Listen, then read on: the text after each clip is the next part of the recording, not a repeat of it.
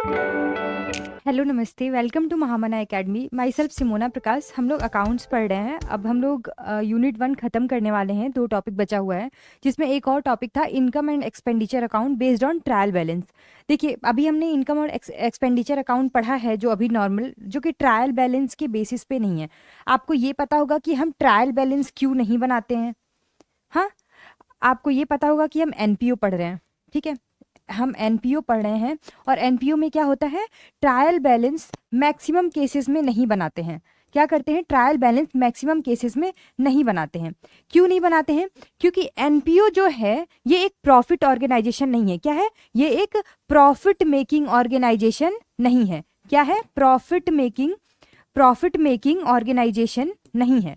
ठीक है, profit making organisation अगर ये नहीं है तो हमको ज़्यादा जो फोकस है वो किस पे करना होता है? वेलफेयर पे करना होता है। फिर फोकस किस पे करना होता है? वेलफेयर पे करना होता है। और अगर वेलफेयर पे फोकस करना होता है तो हम ज़्यादा हिसाब किताब पे ध्यान नहीं देके हम किस पे ज़्यादा ध्यान देते हैं? हम ज़्यादा वेलफेयर पे ध्यान देते हैं। और जब हम वेलफेयर पे ज़्यादा ध्यान देते हैं तो हमारे पास इतना भी अर्निंग मैक्सिमम केसेस में नहीं होता है, क्योंकि जब आप कमा रहे हो और उसको तुरंत खर्च कर दे रहे हो तो आपके पास कहाँ से इतनी अर्निंग होगी कि आपको समझ में आए कि अरे चलो आपका 1 करोड़ का प्रॉफिट बन रहा है, 4 करोड़ का प्रॉफिट बन रहा है। मैक्सिमम केसेस में ऐसा नहीं होता है। तो हम बुक्स ऑफ अकाउंट ज़्यादा से ज़्यादा, जो ये एनपीओ, सॉरी हम नहीं, जो एनपीओ होता है वो मैक्सिमम केस में बुक्स ऑफ अकाउंट बनाना, जो मैक्सिमम केस में बुक्स ऑफ अकाउंट्स को प्रिपेयर करना क्या करता है कि डिनाई करता है, या नहीं बनाता है, या कम बनाता है। ठीक है, लेकिन कुछ केसेस में, जैसे कि मैंने आपको जब चैप्टर स्टार्ट किया था तभी आपको मैंने बताया था कि कुछ केसेस ऐसे होते हैं। आपको पता है कि मैंने इस्कॉन का एग्जाम्पल दिया था।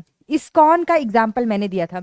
इस्कॉन का आपको पता है, इस्कॉन के जो मंदिर के पास जो शॉप्स होते हैं ये मैक्सिमम केसेस में प्रॉफिटेबल होते हैं। जो इनके शॉप्स होते हैं ये मैक्सिमम केसेस में प्रॉफिटेबल होते हैं। ये शॉप्स मैक्सिमम केसेस में प्रॉफिटेबल होते हैं। अब आपको लगेगा, कुछ लोग हो सकते हैं जो नॉन हिंदू लोग हों, वो जाए तो सोचे ऐसा क्या बिक रहा है कि प्रॉफिटेबल है। लेकिन आपको बता दूं मैं जानकारी के लिए कि जो श्री कृष्ण भगवान है उनको लोग, कुछ लोग अपने घर पे एज अ लाइक चिल्ड्रेन या एज अ देयर चाइल्ड रखते हैं, और उनके कपड़े, उनकी ज्वेलरी, उनका उनका सारा मतलब बिस्तर सब कुछ खरीदते हैं। और ये बहुत बड़ी पॉपुलेशन है जो ये करती है। ठीक है, और प्लस जो लोग पूजा पाठ और बुक्स में इंटरेस्टेड होते हैं वो तो लेते ही हैं। इसलिए जो ये इस्कॉन की ये जो शॉप्स होती हैं ये मैक्सिमम केस में प्रॉफिटेबल होती हैं। और जब ये प्रॉफिटेबल होती हैं, जो इस तरह की इस्कॉन की तरह की जो भी ऑर्गेनाइजेशन है जो इस तरह का भी काम कर रहे हैं जहाँ पे प्रॉफिट अर्निंग भी हो रहा है, तो उनको अपना जो बुक्स ऑफ अकाउंट है वो कैसे मेंटेन करना पड़ता है? जैसे ट्रेडिंग ऑर्गेनाइजेशन होते हैं जैसे अपना बुक्स ऑफ अकाउंट मेंटेन करते हैं, ठीक वैसे ही एनपीओ को भी तब करना पड़ता है। और उस केस में हमें इनकम एंड एक्सपेंडिचर अकाउंट बनाना पड़ता है। किस बेसिस पे? ट्रायल बैलेंस के बेस पे। ठीक है, तो यही हम लोग पढ़ने वाले हैं। एक बहुत छोटा सा टॉपिक है, मैंने इसको अलग से लिया है क्योंकि मैं चाहती हूँ कि जब आप हमारा वीडियो देखें तो आपको समझ में आए कि आपका सारा सिलेबस इसमें कवर किया गया है, एक एक टॉपिक कवर किया गया है। मुझे नहीं लगता कि अगर आप ये वीडियोस पढ़ लें, अगर आप थोड़ी बहुत एनसीईआरटी की हेल्प ले लें, अगर आप एक्स्ट्रा, मैं आपको सेफ के लिए बोल रही हूँ, अगर आप वीडियो भी पढ़ के जा रहे हो तभी ऐसा नहीं कि आप एग्जाम में नहीं पास हो पाओगे।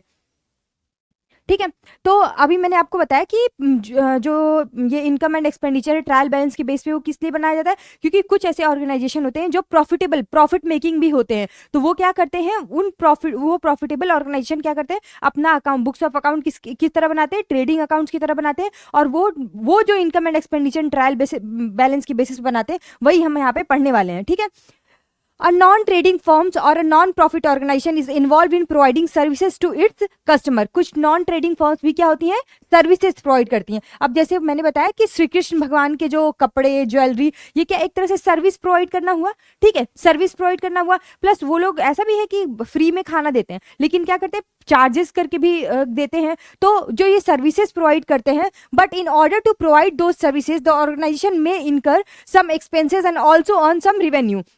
उन सर्विसेज को प्रोवाइड करने में क्या होता है, कभी कभी वो नुकसान, जैसे कि अभी इस्कॉन क्या कर रहा है, जब फ्री में खाना दे रहा है तो हो सकता है कि उसका नुकसान हो रहा हो, लेकिन वो जो शॉप्स हैं इस्कॉन की, उससे क्या हो रहा हो, इस्कॉन को फायदा हो रहा हो। ठीक है those organization may incur some revenue and all the details of income and expenditure generated in such organization should be accounted for. That's why an income and expenditure account is created. और इनके सारे जो income generate हो रहा है, जो losses जा रहे हैं, इनको सही तरीके से देखते हैं और देखने के पर्पज से हम क्या बनाते हैं, इनकम एंड एक्सपेंडिचर अकाउंट को बनाते हैं. The purpose of creating an income and expenditure account is to determine the deficit और सरप्लस. हम क्या पर्पज होता है इनकम और एक्सपेंडिचर अकाउंट बनाने का, ये देखना कि हमें फायदा हुआ है या नुकसान, डेफिसिट हुआ है या फिर हमें सरप्लस मिला है. That is generated by the difference between the current income and expenditure of the organisation. और ये कैसे निकाला जाता है, हम जो करेंट इनकम हमारा आ रहा है और जो हमारा इनकम हो रहा है और जो हम खर्चा कर रहे हैं उसके बीच का जो डिफरेंस है वो क्या होता है, हमारा या तो सरप्लस होता है या तो क्या होता है, डेफिसिट होता है. Income and expenditure account is mostly prepare from the payment and receipt account. अभी मैंने आपको बताया कि NPO he income and expenditure account बनाता है, और एनपीओ जब इनकम एंड एक्सपेंडिचर अकाउंट बनाता है तो मैक्सिमम केसेस में ये ट्रायल बैलेंस के बेस पे नहीं बनाता है. ये किस बेस पे बनाता है, पेमेंट एंड रिसिप्ट अकाउंट के बेस पे, पेमेंट एंड रिसिप्ट अकाउंट के बेस में. ठीक है, and it is prepared from trial balance. और बहुत सारे केसेस में क्या होता है, ये ट्रायल बैलेंस से बनता है. मैक्सिमम केसेस में यही रिसिप्ट अकाउंट से डायरेक्टली हम इनकम एंड एक्सपेंडिचर पे चले जाते हैं, लेकिन बहुत सारे में क्या होते हैं, हम ट्रायल बैलेंस के हिसाब से, ट्रायल बैलेंस के बेसिस पे भी बनाते हैं. Income and expenditure account is similar to the trading and profit loss and account. ये तो अगर आपने पहले वीडियोस फॉलो किया होगा तो आपको पता होगा कि income and expenditure account trading account की किस बुक्स ऑफ अकाउंट के इक्वल होता है और रिसिप्ट एंड पेमेंट अकाउंट किस अकाउंट के इक्वल होता है. तो अगर आपने नहीं पढ़ा है तो प्लीज बीच से वीडियो ना देखें, आप जाएं और स्टार्टिंग से सारा वीडियो देखिए, आपको सही से एक एक टॉपिक समझ में आएगा.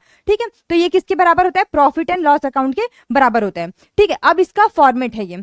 ठीक है, इसका इनकम एंड एक्सपेंडिचर अकाउंट का फॉर्मेट जो कि ट्रायल बैलेंस के बेसिस पे बनता है वो अलग होता है किसके, जो कि हम रिसिप्ट एंड पेमेंट के बेसिस पे बनाते हैं. ठीक है, यहाँ पे हम क्या लेते हैं, हम यहाँ पे डेबिट बैलेंस में बिल्डिंग, फर्नीचर, ये सारी चीजें दिखाते हैं, और हम क्रेडिट बैलेंस में ये दिखाते हैं. आपको मैं अगेन बोल रही हूँ, आपको इन सारे फॉर्मेट्स के बारे में पूरी जानकारी होनी चाहिए, पूरा आपको अच्छे तरीके से लर्न होना चाहिए. इसलिए आप एक स्क्रीनशॉट ले लो. ठीक है, और इस तरीके से मुझे लगता है कि आप इसको देख रहे होंगे, आपको समझ में आ गया होगा कि इनकम एंड एक्सपेंडिचर अकाउंट आप कैसे बनाते हैं एनपीओ में, जब आप ट्रायल बैलेंस की बेसिस पे बनाते हैं. क्या आप डेबिट साइड रखते हैं और क्या आप क्रेडिट साइड रखते हैं, आप इसको देख के समझ चुके होंगे. हम क्वेश्चंस इसलिए नहीं सॉल्व कर रहे हैं क्योंकि हम सीयूईटी के पर्पज से, मेनली हमारा जो फोकस है वो सीयूईटी है, और सीयूईटी में क्वेश्चन सॉल्व करने के लिए नहीं आता है, एमसीक्यू आता है. ठीक है, thank you so much for watching. मिलते हैं नेक्स्ट वीडियो में. Thank you.